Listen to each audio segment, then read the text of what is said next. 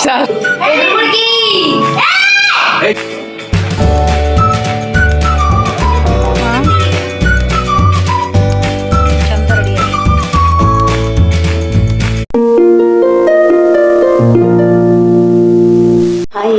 Welcome back my YouTube channel.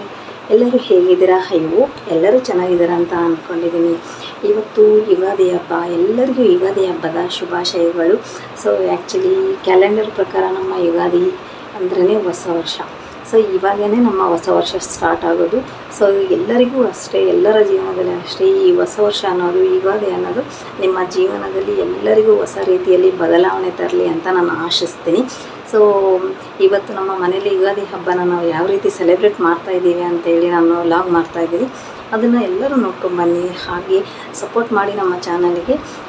ಯಾರೆಲ್ಲ ನಮ್ಮ ಚಾನಲ್ಗೆ ಸಬ್ಸ್ಕ್ರೈಬ್ ಮಾಡದೆ ನೋಡ್ತಾ ಇದ್ದೀರಾ ಅವರೆಲ್ಲ ಸಬ್ಸ್ಕ್ರೈಬ್ ಮಾಡಿ. ಹಾಗೆ ಪಕ್ಕದಲ್ಲಿರೋ ಬೆಲ್ಲೈಕನ್ನ ಕ್ಲಿಕ್ ಮಾಡಿ. ಅದು ಮಾಡೋದ್ರಿಂದ ನಾನು ಹಾಕೋ ನೋಟಿಫಿಕೇಷನ್ಗಳೆಲ್ಲ ಬರುತ್ತೆ. ಅದಕ್ಕೋಸ್ಕರ ನೋಟಿಫಿಕೇಷನ್ ಅಲ್ಲಿ ಬೆಲ್ಲೈಕನ್ನ ಕ್ಲಿಕ್ ಮಾಡ್ಕೊಳ್ಳಿ. ಹಾಗೆ ನಮ್ಮ ಚಾನಲ್ಗೆ ಸಬ್ಸ್ಕ್ರೈಬ್ ಮಾಡಿ ನೋಡ್ತಾ ಇರೋರು ಅವ್ರಿಗೆಲ್ಲರಿಗೂ ಥ್ಯಾಂಕ್ ಯು ಸೋ ಮಚ್. ಬನ್ನಿ ನೋಡ್ಕೊಂಬನ್ನಿ ಯುಗಾದಿ ಹಬ್ಬನ ನಮ್ಮ ಮನೇಲಿ ಯಾವ ರೀತಿ ನಾನು ಸೆಲೆಬ್ರೇಟ್ ಮಾಡ್ತಾಯಿದ್ದೀವಿ ಅಂತ ವ್ಲಾಗ್ ಮಾಡಿದ್ದೀನಿ. ಅದು ನಾನು ರ್ಯಾಂಡಮ್ ಆಗಿ ನಾನು ವಿಡಿಯೋ ಮಾಡಿದ್ದೀನಿ.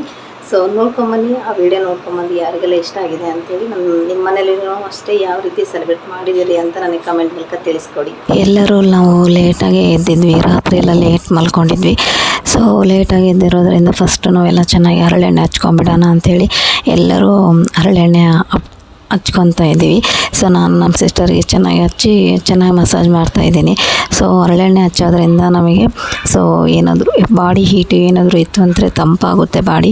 ಸೊ ಅದಕ್ಕೋಸ್ಕರನೇ ನಾವು ಹರಳೆಣ್ಣೆ ಹಚ್ಚಬೇಕು ಈ ಯುಗಾದಿಗೆ. ಸೊ ಸಮ್ಮರ್ ಆಗಿರೋದ್ರಿಂದ ನೇಚರಲ್ಲಿ ಭಾಳನೇ ಎಲ್ಲ ವಾತಾವರಣದಲ್ಲೆಲ್ಲ ಚೇಂಜಸ್ ಆಗೋದ್ರಿಂದ ಸೊ ನಮಗೆ ನಾವು ಚೆನ್ನಾಗಿ ಹರಳೆಣ್ಣೆ ಹಚ್ಚೋದ್ರಿಂದ ಬಾಡಿ ತಂಪಾಗುತ್ತೆ. ನೆಕ್ಸ್ಟ್ ಬಂದುಬಿಟ್ಟು ನಾನು ಇಲ್ಲಿನೂ ರಂಗೋಲಿ ಹಾಕೋದಿತ್ತು, ಕಲರ್ ರಂಗೋಲಿ. ಸೊ ನಮ್ಮ ಸಿಸ್ಟರ್ ಹಾಕ್ತಾಯಿದ್ದಾರೆ.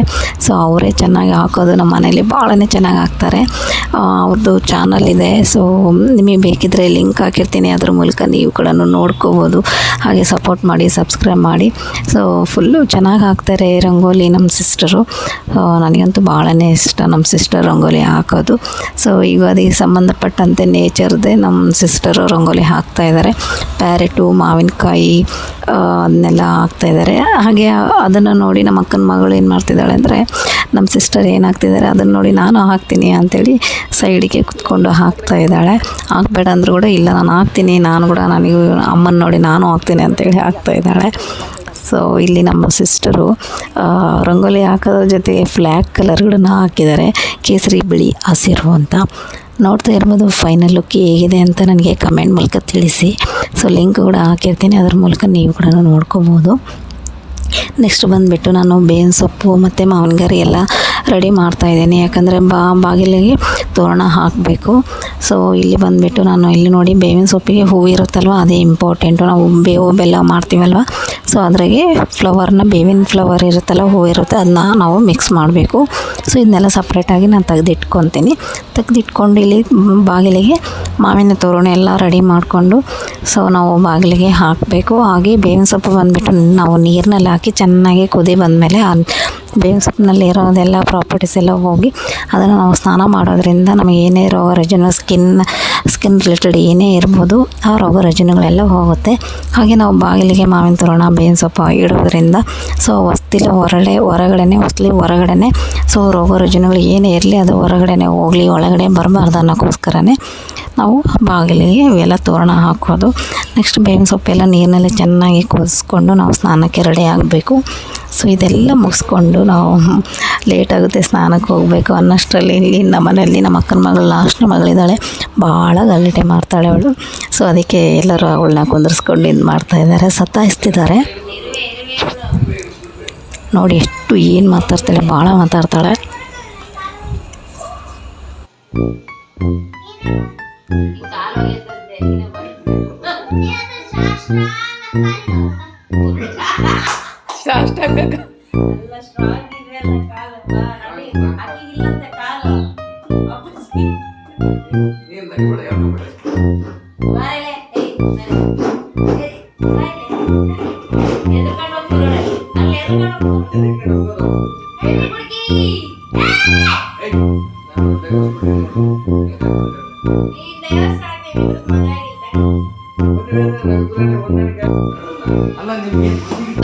ಲೇಟ್ ಆಗುತ್ತೆ ಅಂತೇಳಿ ನಾನು ಸ್ನಾನ ಮಾಡಿ ಬಂದುಬಿಟ್ಟೆ. ಸ್ನಾನ ಮಾಡಿ ನಾನು ಇವಾಗ ದೇವ್ರ ಪೂಜೆ ಎಲ್ಲ ಮಾಡಿ ದೇವರಿಗೆಲ್ಲ ನೈವೇದ್ಯ ಇಟ್ಟು ಮುಗಿಸಿದೆ. ಪೂಜೆ ಎಲ್ಲ ಮುಗೀತು.